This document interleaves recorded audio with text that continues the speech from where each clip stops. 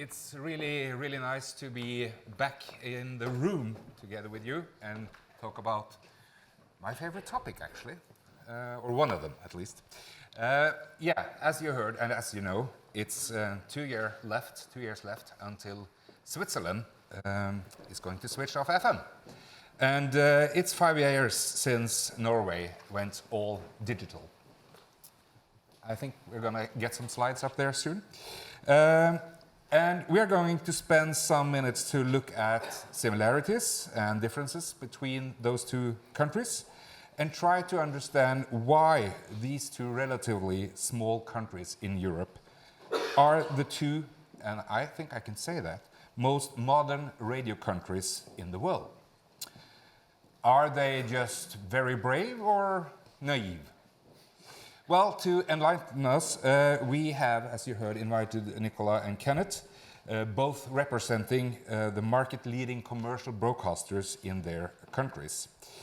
But before we do that, let's just look a little bit about these, closer to these two countries. There's a lot of differences, obviously, between Switzerland and Norway, but I will focus a little bit more on the similarities. And that might explain why they are the two first countries in the world to go fully digital radio-wise. In terms of population, they are small, but in other perspectives, they are quite huge. For example, there are about 1,300 tunnels in Switzerland, spread across more than 71,000 kilometers of roadways.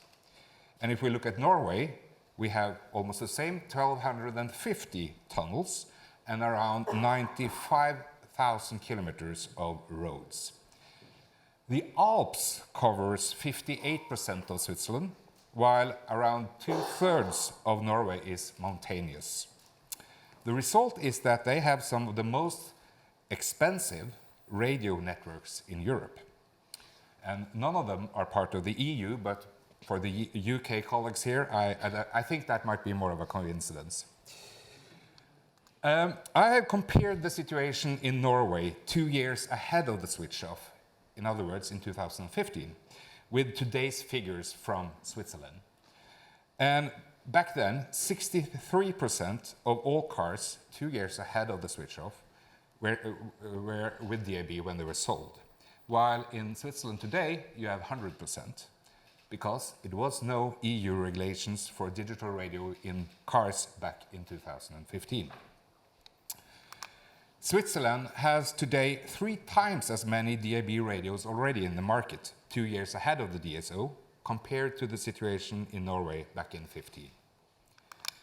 And Switzerland has more than 15 percentage points higher digital reach than Norway had 2 years ahead of the switchover. And if we go to today's situation and look at both countries, I think it's safe to say that they are both doing quite well. You can see the figures for yourself here. And Norway have obviously not killed the radio star, and it seems to me that Switzerland is in a good position. But we are going to take a little deeper dive into that. Let me first ask the gentlemen here to present themselves a little bit about and how their organizations are, so you know what kind of broadcasters we are talking about. Kenneth, would you start?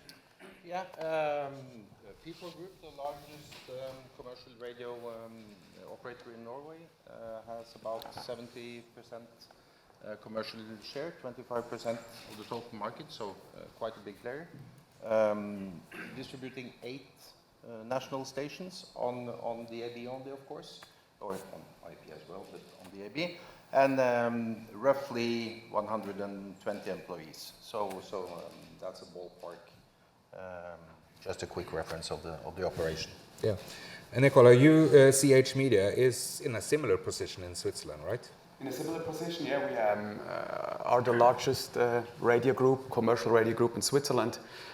From January 1st on with 12 stations, 8 regional stations, as commercial radio in Switzerland was always, before digitalization, a very regional thing, and now 4 nationwide stations, the German-speaking part of Switzerland.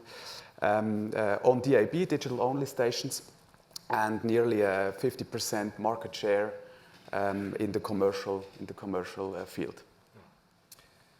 So what you have told us, Kenneth, and what we know, the ones of us that have followed P4 for a while, is that you have had quite an impressive position in the market since the early 90s. Why did you want to do a switch off? Why did you want to take the risk to open for more competition? Yeah, I think I'll need a few seconds to answer that, and of course, as I think Spencer said in the first session, if you live that high up north, you have to be crazy. But it's important to understand a bit about the market and about Norway, because as Patrick showed as well on the slide, Norway was 5 national stations. Due to the topography, it is really burdensome on the FM spectrum to put out channels. So from the commercial side of the business, and also we were at a place in time where we would need to have put heavy investment into the FM network to keep it going. So, you know, that's part of the timing, because why else would you go with only 63% of the cars having DAB? So the timing of it was obviously, I mean, both for political reasons, but also we would have needed to do really heavy investments in the FM network. So from our perspective, it was a strategic decision to safeguard our business and to safeguard the position of radio in Norway for many years to come. And I mean, it's not a decision where you will go into your spreadsheets and you will find the solutions. I mean, we had some outcomes, of course, but it generally comes down to a big strategic decision. Will 5 channels, and for our sake, it was one, you know, it was one commercial station. Will that safeguard radio the next 10, 20, 30 years? Or do we need to have a broader offering? And that's the plain and simple. And our answer to that was really clear. One station won't cut it. And at least in the younger demos, that was a really concern, being commercial. We needed to have, at least in the rural areas, more offering for the younger demos. So that's, and I could of course spoken about this at length, but that's the main rationale behind the decision. Let's see if we can get back to the content part of it. Nicola, you are also the market leader in Switzerland. Aren't you afraid of putting your position into jeopardy and open up for competition?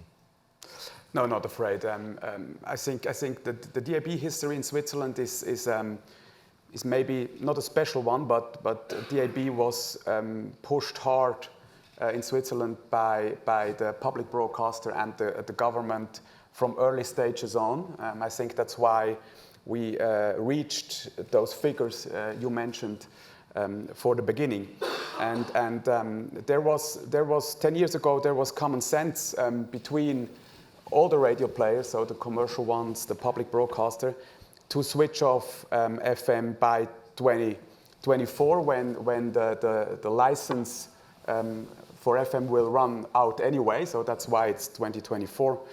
And from our company's view, it is the two points who were mentioned before. It's a cost side point, also in Switzerland, regarding having less cost to just broadcasting through DAB and not simulcasting or having much more antennas up on the mountains for an FM coverage.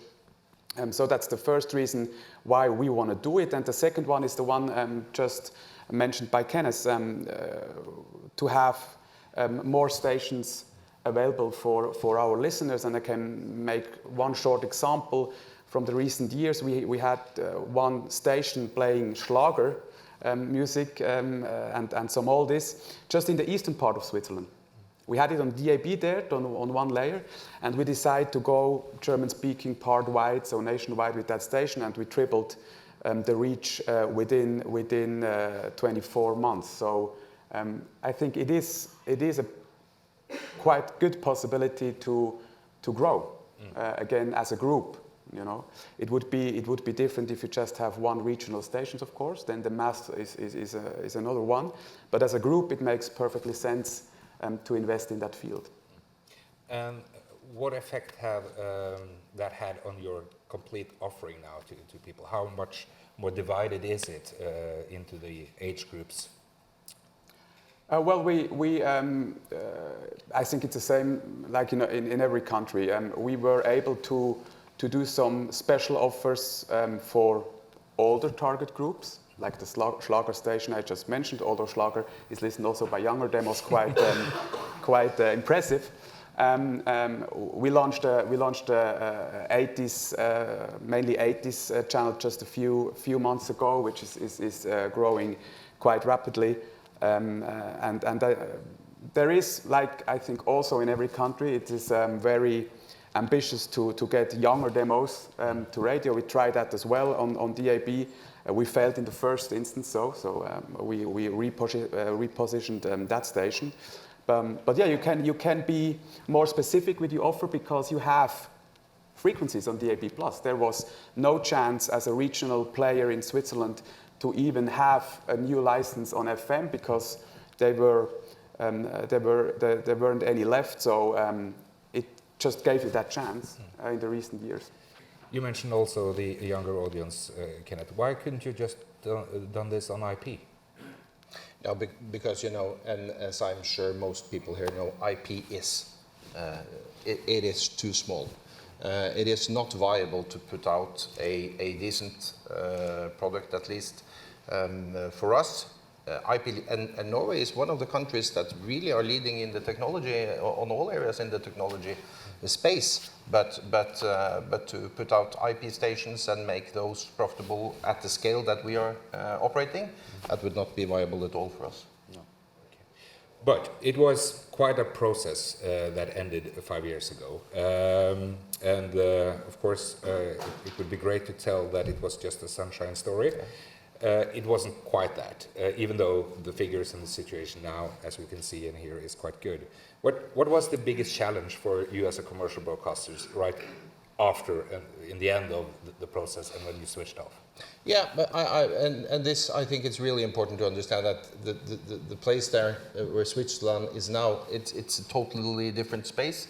Norway had some extremely special circumstances being the first country to do this. But of course, cars was probably the biggest single thing that was a huge challenge. And the adapters and retrofitting in cars, the burden we had to put on the listeners were way too high, probably. And what we also probably underestimated was the pushback from the public.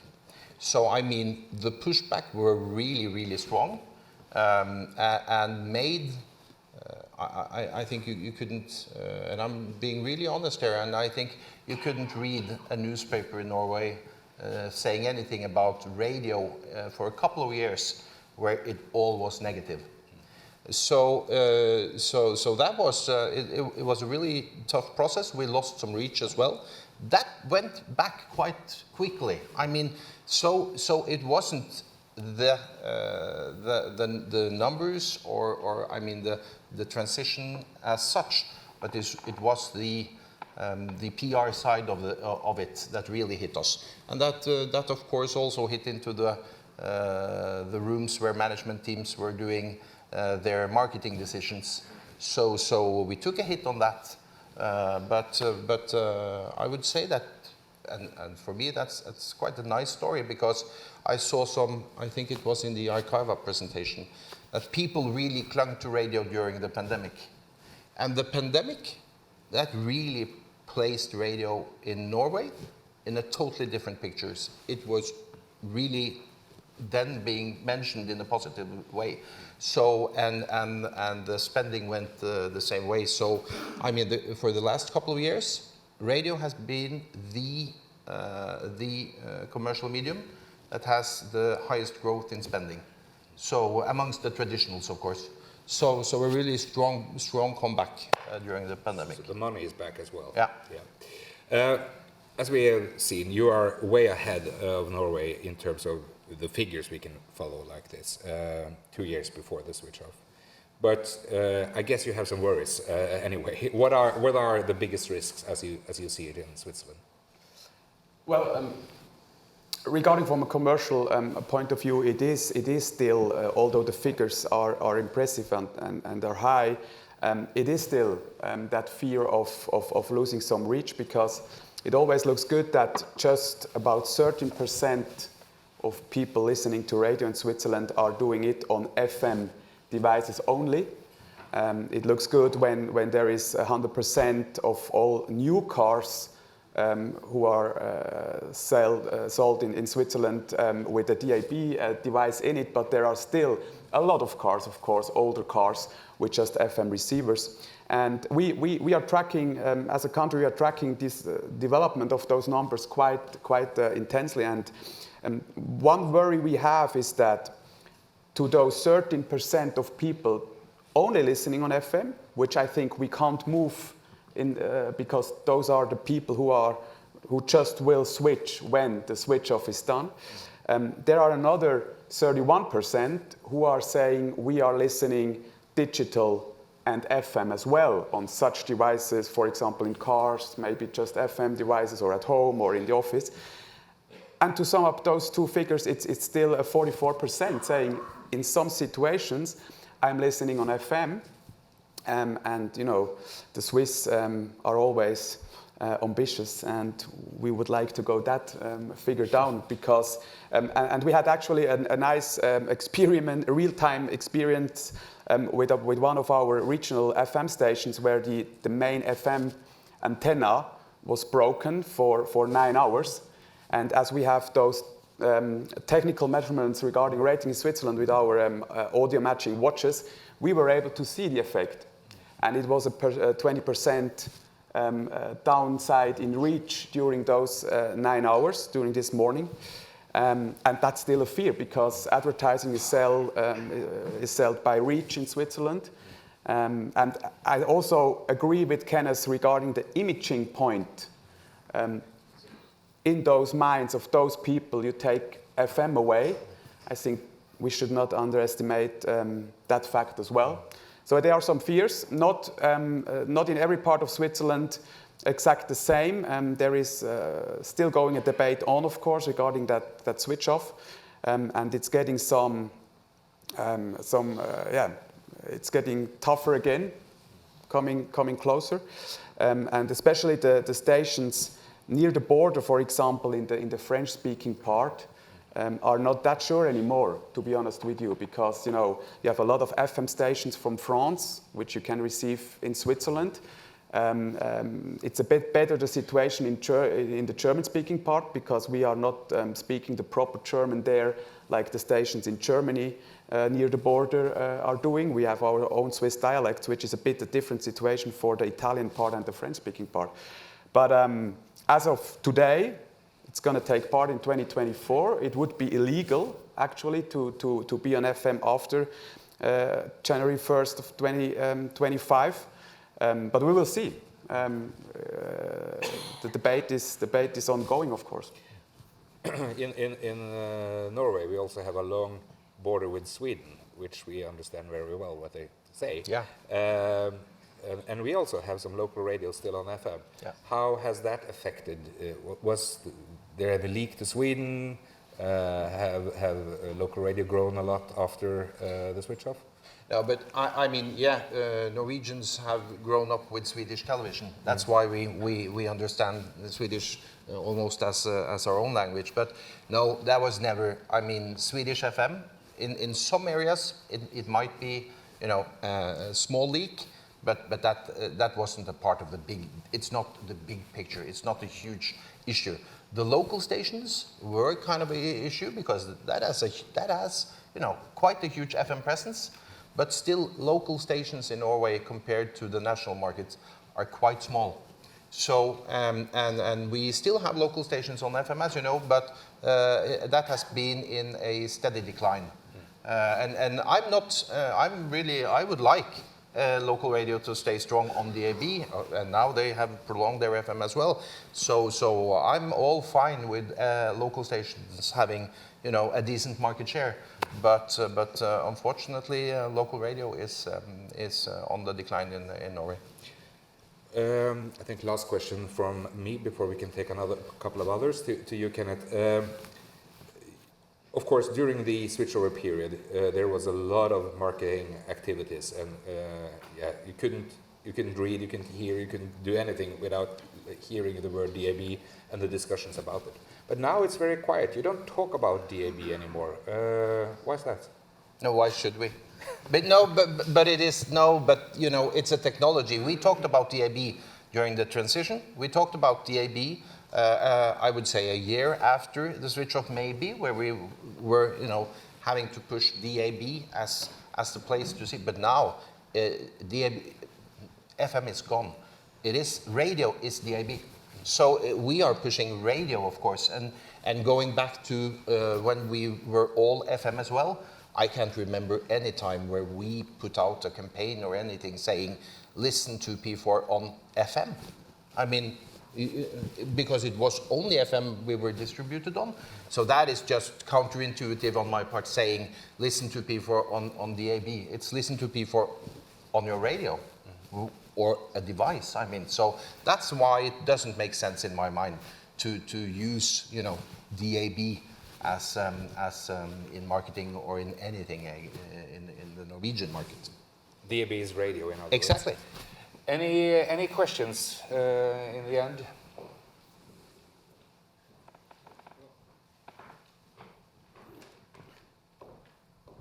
Well, my name is Barry Eskes. I'm 2W Com Systems from Germany. Not really a question, but I was speaking yesterday evening during the evening drinks with one of my business colleagues here. And I was explaining to my wife about a year ago I got a new car which has DAB. I was very proudly telling my wife I have DAB in my car. And I asked her afterwards when she drove my car, what are your experiences? And she said, what's the difference? I hear radio. So I understand. I mean, FM, DAB, from the end customer, from the listener, you just want to listen to radio and they want to listen to their program. I think the word is content is king. So the content is the most important part. And we're here together here all using all kinds of technologies to bring it from the studio to the listeners. So basically, that's what I like to say. Thank you. Yeah, I think it's this crowd that is really, into the technology of it. No one else. Yeah. Okay, thank you. Another question over there.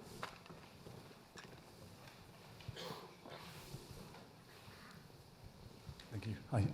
Alex Buchan from Digital TV Group. We're a broadcast industry association in the UK. I was just noticing from the figures, 5 years after you switch off in Norway, you've still got 25% of listeners in cars not able to access DAB. Have you seen any changes in listener behaviour as a result of that? Perhaps new technology they're using, or are they just not accessing audio and things in the car anymore? Well, the figure is that 25% of the radio listening happens in cars, and I think that is quite normal actually for any countries. I think yours actually a little bit lower. Yeah. I think what we've seen, and help me here, Kenneth, if you want, but we were very worried about this in Norway, but the people that really listens to radio love radio. Yeah. They do what's needed, and they did even before the digital radio was standard in the cars. They did buy those adapters, even though it was a lot of trouble with them. Even though the figures were much lower, I don't exactly recall how many cars that had DAB when we switched off, but they were far from everyone. We kept the listening in car as well, because the heavy users, they have done what they needed way before we switched off. So the decline in cars haven't been big. No, and I mean the decline in reach overall has. We took a hit. We took a hit when the date we switched off and the coming year, and that was I think overall in the radio market about 15%. So quite a hit. but we are back, and we came back, I would say, if I don't remember, if I'm not totally off, 1 year after that again. So I mean, in good shape, but there will be a period, I think, depending on when you do it, and if you are 100% penetration, then you're good. But you have to expect, as Nicola said as well, you will take a hit on reach in a period, of course. Okay, guys, thank you very much. We do actually have, the question I picked out was from Nicola. I think it's along similar lines. Is it true? Just to read it out. Is it true the lack of DAB cars in Switzerland is holding up the progress of switch off? And how are you working to solve that? Do you think you've covered that in what you've said, or would you like to add anything to that? Well, if I understand the question right, yeah, I think so. The lack of DAB in cars is not that much an issue or a discussion point in Switzerland as of today, because we've seen there are a lot of new cars coming into the market with DAB. As Kenneth mentioned, or OJ mentioned, our share of listening in cars is even a bit lower than in other countries. I think it's about 15%, if I remember correctly. And yeah, of course, we can also see that there are still about 30-40% of all the minutes listening to radio in the car are still on FM only. So it is a big figure, but the main discussion point at the moment in the debate is the border situation, with stations from France, from Italy, being received in French and speaking German part of Switzerland. That's where you need to put your mountains. Yes. Right around the edge. Okay, guys, thank you very much. Will you show a ripple of appreciation for our panel? Just stay there for a few minutes, if that's okay. Thank you.